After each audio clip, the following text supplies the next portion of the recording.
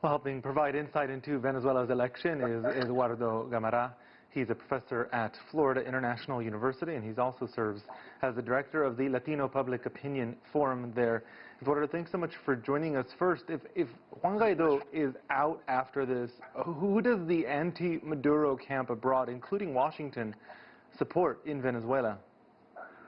Well, that's a very good question, but the Biden administration has already let it be known that it will continue to support Guaido because it doesn't recognize these elections. And in fact, like the European Union and 55 other countries that recognize Guaido, they consider the elections held today as not only illegitimate, but probably fraudulent and probably will result in a very predictable outcome. So at least the early message from the Biden administration, the incoming Biden administration, is that they will continue to recognize Juan Guaido.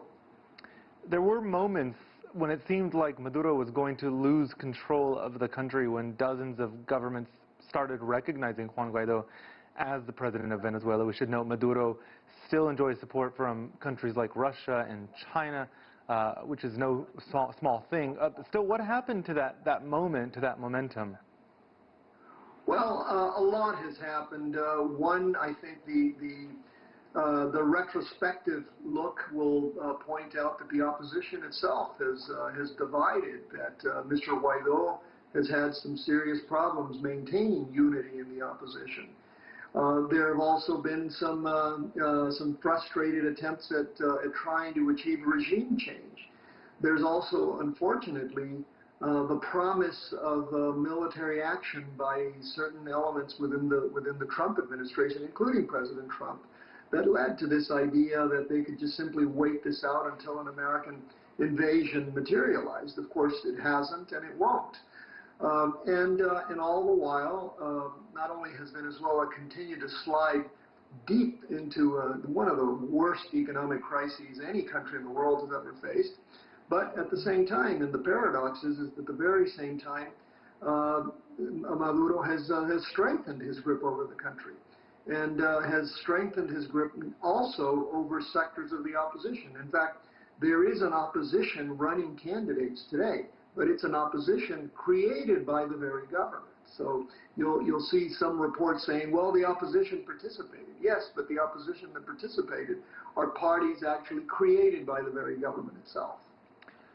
You mentioned Joe Biden a bit earlier, the president-elect here. Voters in Florida, where you are, Venezuelan-American voters in the Venezuelan expatriate community there, seem to have at least suggested that they trust Donald Trump more to confront Nicolás Maduro than they do Joe Biden. Is that an accurate read, and why is that?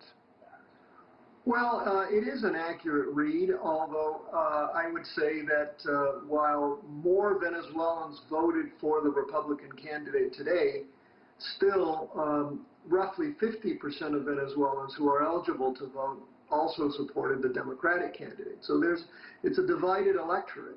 But why is it that Venezuelans in Florida supported President Trump? In large measure because of a very false message, the message that Biden and the Democrats were socialists, that not only would they move to restore relations with Maduro, but that they would also bring socialism to the United States.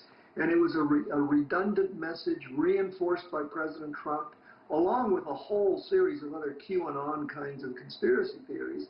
And that reinforced the message here, which led that group of Venezuelans to vote for President Trump. A win in the National Assembly essentially consolidates Maduro's power in Venezuela. You know, considering that there were more people waiting in lines for gas than in lines to vote on Sunday, how might this change the lives of ordinary Venezuelans? Well, it's probably not going to have any impact whatsoever on the lives of Venezuelans. We won't know the real number of voter turnout, but more than likely the voter turnout was very low. But the government more than likely will say that there was historic turnout. But as you pointed out, not only are there gas lines that are longer than the voting lines, but the government itself went out to the gas lines to try to recruit voters. And also to vote in certain places, Venezuelans had to produce this ID card that links them to the government. And then there were also threats throughout the electoral process as early as a couple of days ago when government functionaries essentially said, if you don't vote, you don't eat.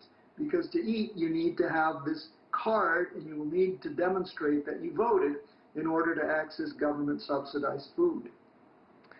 Eduardo Gamarra from Florida International University, thank you for your insight. You're very welcome. Thank you.